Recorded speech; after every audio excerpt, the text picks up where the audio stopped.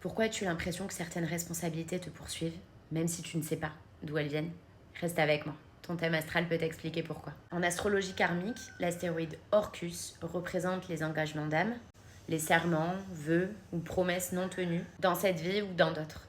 Orcus parle de ce à quoi tu es lié, consciemment ou non, et de ce que tu dois réparer, assumer ou honorer pour retrouver ton intégrité intérieure. Il peut également révéler des liens karmiques, qu'ils soient familiaux ou relationnels, ou encore des domaines où tu sens une responsabilité profonde, sans toujours savoir pourquoi. Regarde 3 éléments dans ton thème astral. Tout d'abord, le signe d'Orcus. Il montre comment tu vis ces engagements ou cette loyauté karmique. Ensuite, regarde la maison de Orcus. Elle indique le domaine de vie concerné par ces serments ou les responsabilités à assumer. Enfin, tu peux regarder la maison de la planète maîtresse du signe de Orcus. Elle révèle où se manifeste concrètement cette dette karmique ou cet appel à l'intégrité. Je vais maintenant te donner un exemple concret sur un thème astral généré via AstroSeek. Dans cet exemple, Orcus se trouve juste ici. On voit qu'il est dans le signe du lion, dans la maison 2. Le signe du lion, il est gouverné par le soleil.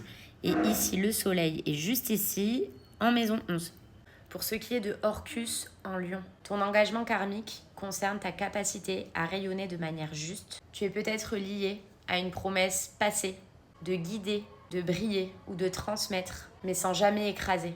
Tu peux ressentir une pression à être exemplaire ou à réparer des blessures d'orgueil, les tiennes ou celles des générations avant toi. Pour ce qui est de Orcus en maison 2, cela se joue dans ta sécurité, ton rapport à l'argent ou à la valeur personnelle. Tu peux avoir des mémoires liées à la perte ou à l'abus de ressources, ou à une loyauté familiale qui t'empêche de gagner pleinement ta vie. Mais tu es aussi là pour redonner de la dignité à cette zone, construire, stabiliser, incarner.